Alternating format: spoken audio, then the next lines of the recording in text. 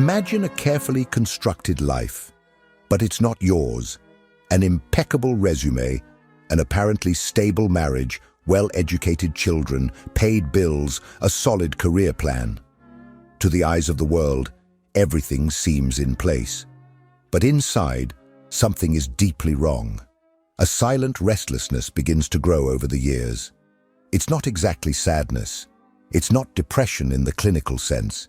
It's as if the soul is screaming, suffocated under layers of obligations, social roles, and inherited expectations. It's the beginning of an internal rupture that Carl Jung called the midlife crisis, a phenomenon that, according to him, is not a psychological failure, but an urgent call from the authentic self, trying to emerge before it's too late.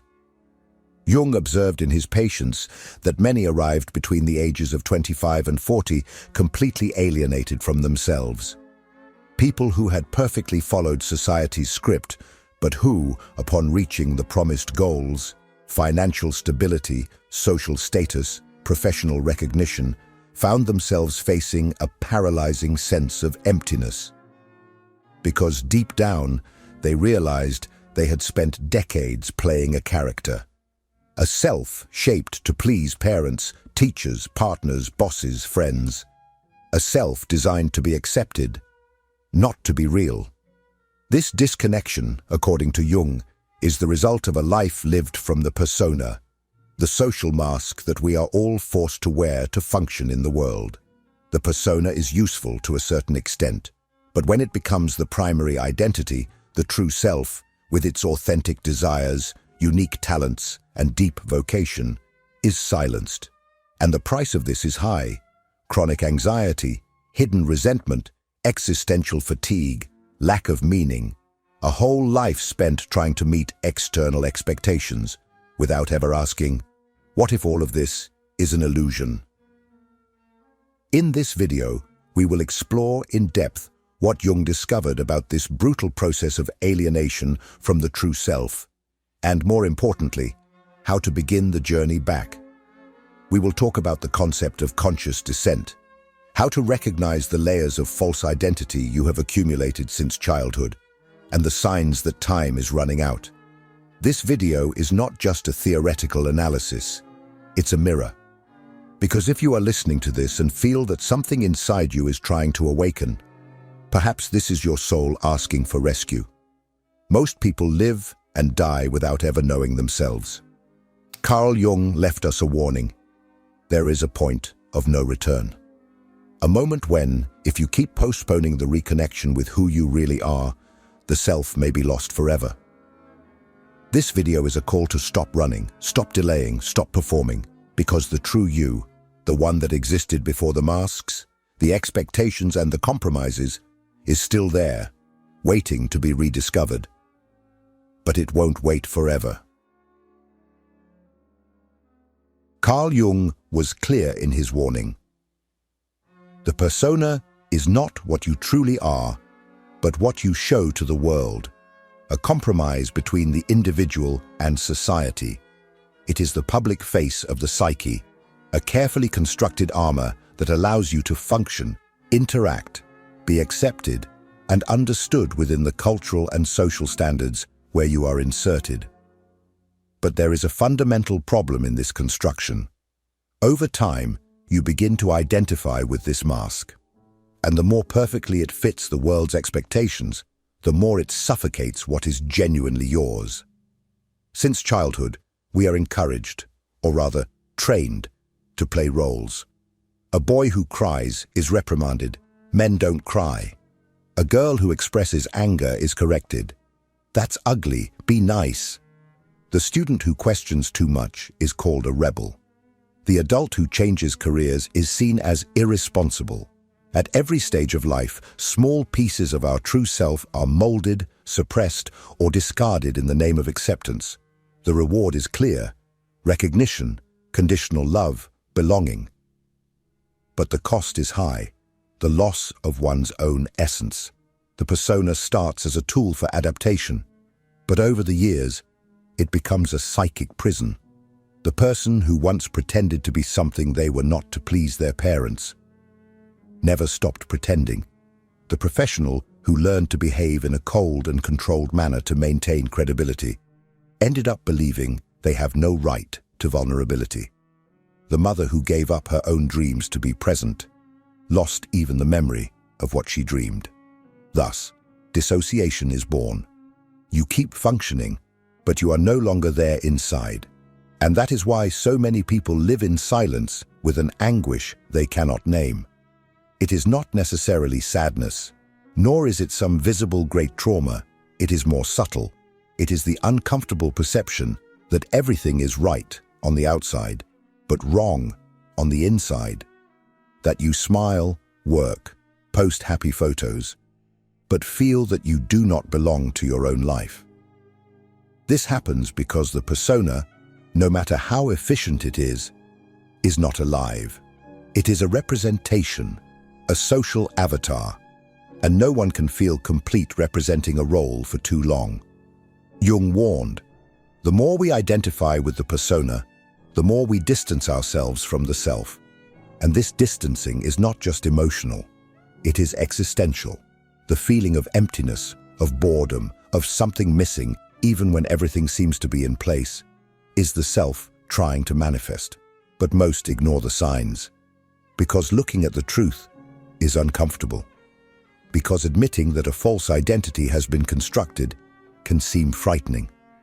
After all, if I am not this persona that everyone sees, who am I, really? This is the question that begins to corrode from within, and the more you try to silence it with work, distractions, consumption, social media, or future promises, the more it returns, louder, more urgent, more painful. Because the self does not disappear. It just waits. But there comes a time when waiting is no longer enough.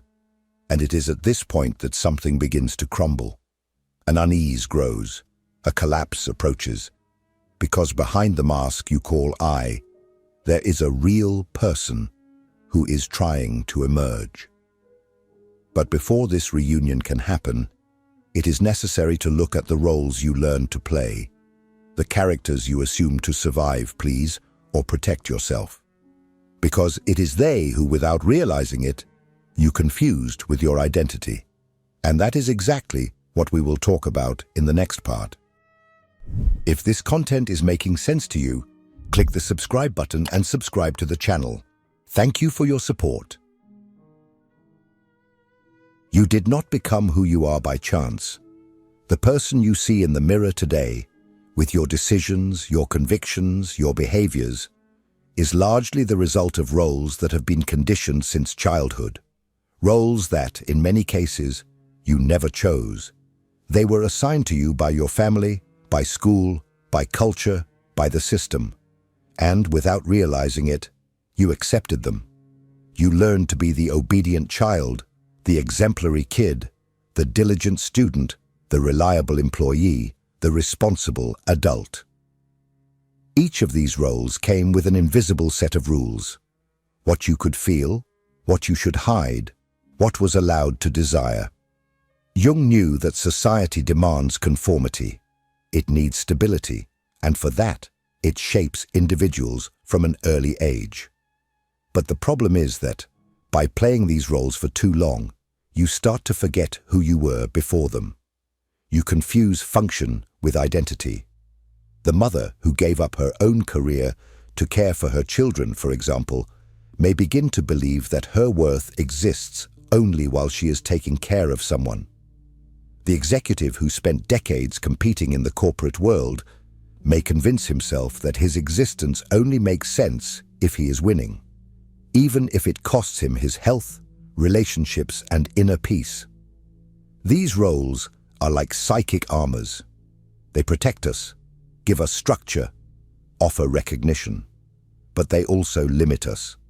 Because every time you sacrifice yourself to maintain a role, you kill a part of your true self. And the most perverse part is that often these roles are celebrated by society. The woman who never says no is praised as altruistic. The man who suppresses his emotions is seen as strong. The young person who gives up their own dream to pursue a secure career is called mature. But no one asks about the psychological price of this. No one sees the soul dehydrating behind the exemplary behavior. And here's the cruelest part. Over time, you start to depend on these roles to feel like someone. Without them, the fear of emptiness arises. After all, if you stop being the successful professional, who is left? If you cease to be the perfect daughter, what happens to the love you receive? If you abandon the character, will you still be accepted?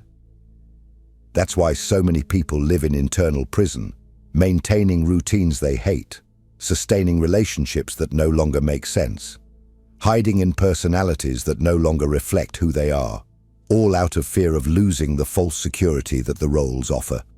But this security is an illusion, because there comes a moment, usually between the ages of 25 and 40, when the soul begins to demand authenticity. And it doesn't ask gently, it demands, it screams, it creates symptoms.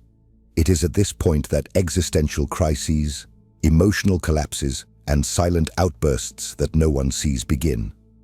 They are not signs of weakness. They are attempts to awaken.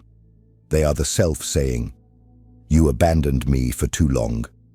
Now, it's my turn." Jung understood that behind every collapse, there is a chance for rebirth.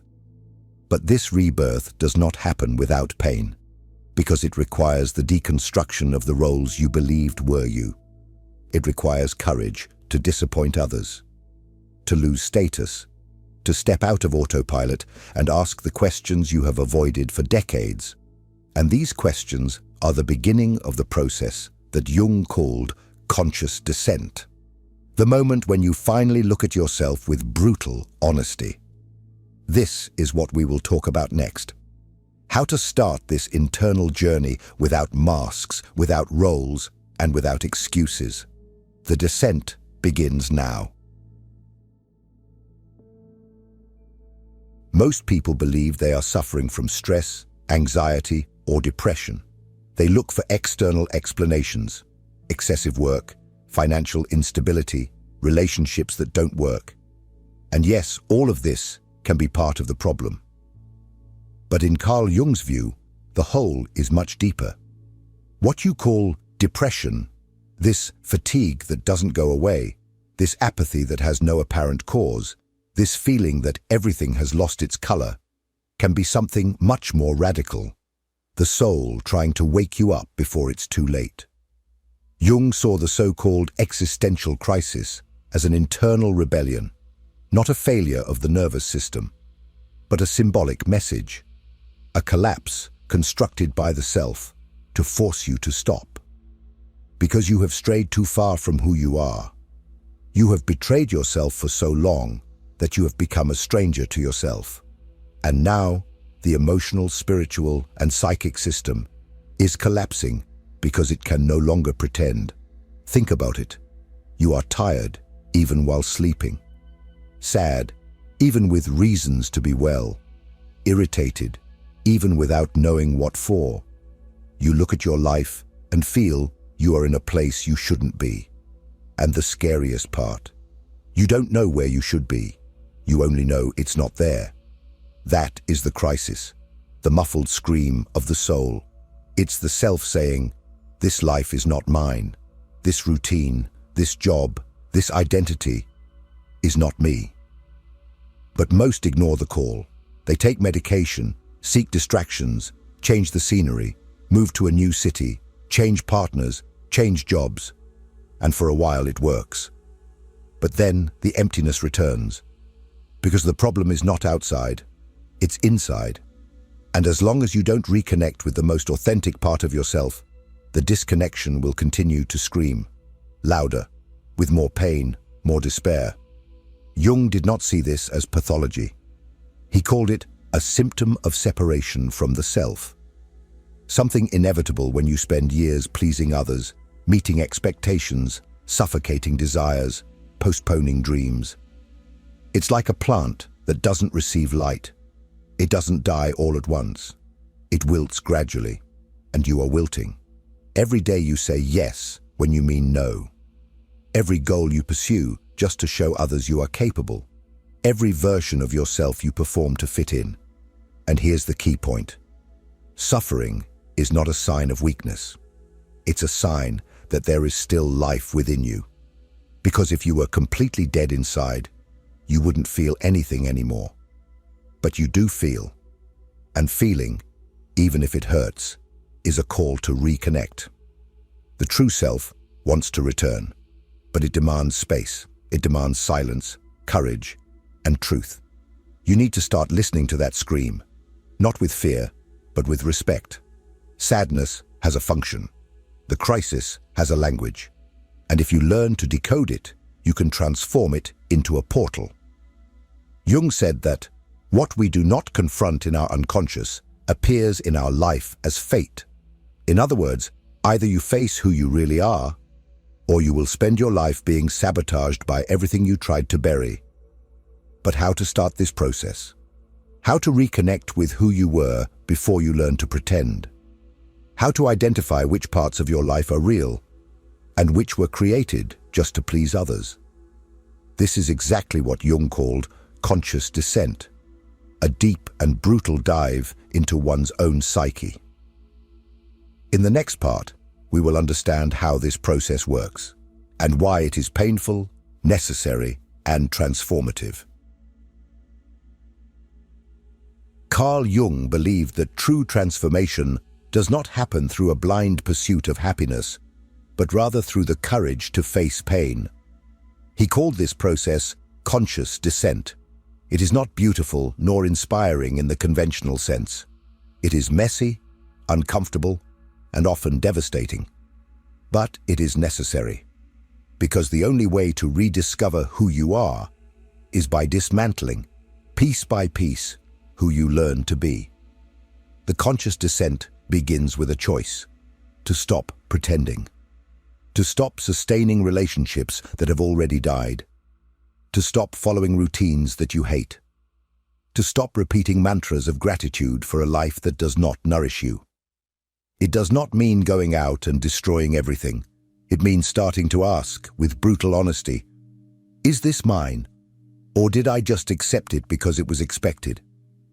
Simple questions, but they act like internal dynamite. If no one were watching me, how would I live? What parts of my life do I maintain just to please others? What have I left behind because I was told it was impractical, immature, or risky? Who was I before I started to feel ashamed of myself? These questions are not just philosophical. They are surgical. They cut deep into the structures you built to survive. Because most people do not live. They survive.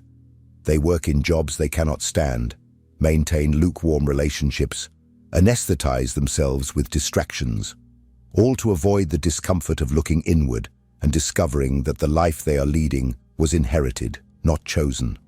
The conscious descent requires you to face your shadow, all the desires, impulses, and dreams you buried out of fear of rejection, failure, or judgment. It demands that you dismantle your persona, accept that some people will be disappointed by your truth, that some relationships will end, that you may have to start over, but that is the price of authenticity. Reconnecting with the self requires losses of what is false, illusory, and convenient. Many people avoid this process because it hurts, but Jung was straightforward. One does not become enlightened by imagining figures of light, but by making the darkness conscious. In other words, it is not by fleeing from pain that you free yourself. It is by going through it. Pain is the path. Sadness is the compass. Anger, frustration, and emptiness are signs that something within you is ready to be rescued. And the truth is that even if you try to avoid this process, it will find you. Sooner or later, your soul will sabotage you if you continue to ignore its call, whether through emotional crises, impulsive decisions, physical collapses, or sudden breakups, because the true self has a limit. And when it can no longer be ignored, it tears everything down. The conscious descent is the first step to stop surviving and start living. But it is not the end. After dismantling everything that is false, a new challenge arises: to rebuild a life that is in alignment with who you truly are.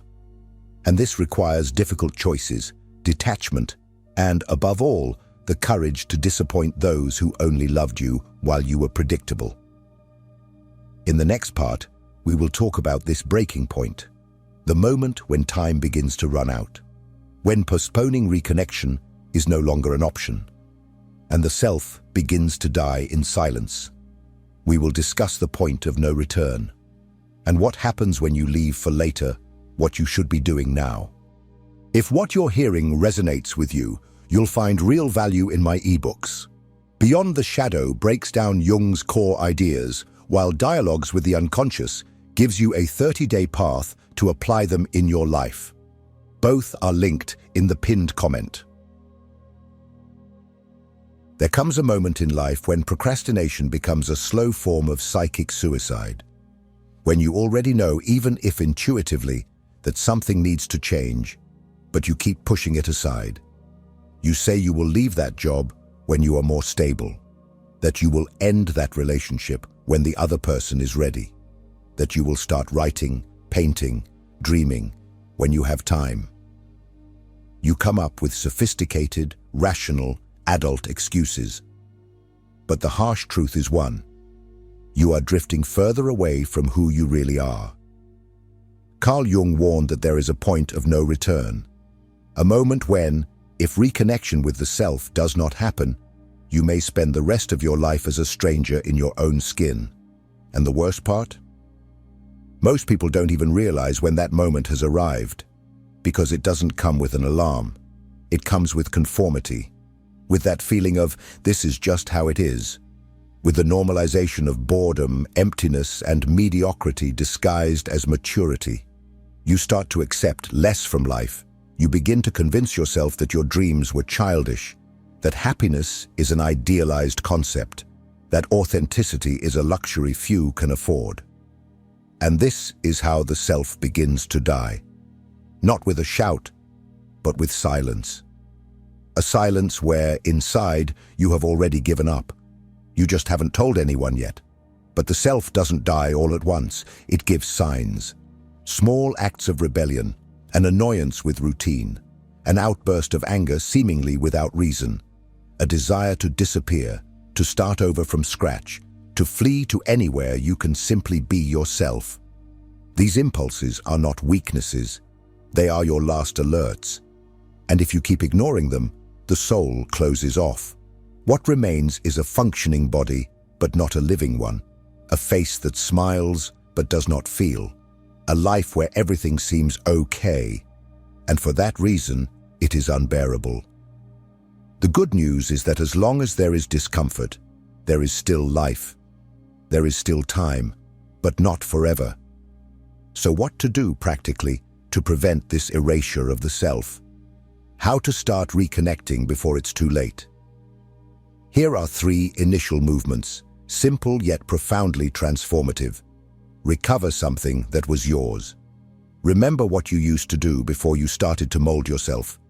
What activities made you lose track of time? What kind of things made you feel alive, even if useless? It could be writing, drawing, dancing, studying philosophy, walking alone while listening to music. Resume at least one of those activities, not to be productive, but to remember who you were before the performance. Start telling small truths. Reconnection with the self necessarily involves authenticity. This doesn't mean breaking away from everything and everyone. But start by saying what you really think, even in small doses. Say no when it's no. Say, I don't know when you don't know. Say, this no longer makes sense to me when it's true. Each truth spoken strengthens your internal connection. Practice conscious disappointment. You will need to disappoint people. People who only love you when you behave as they expect. People who have gotten used to your domesticated version. And that's okay. Disappointing others is often the price of not being disappointed with yourself forever. Real life begins when you stop fitting in.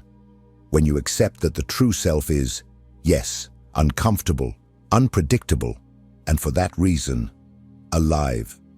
And the question remains, will you have the courage to make this choice now, while there is still time? Or will you wait another 10 years, when perhaps what remains of you is just exhaustion? In the next part, we will talk about how this reconstruction happens, because destroying false identities is just the beginning. The real challenge comes afterward, building a life that is in total alignment with your values, your essence, and your truth.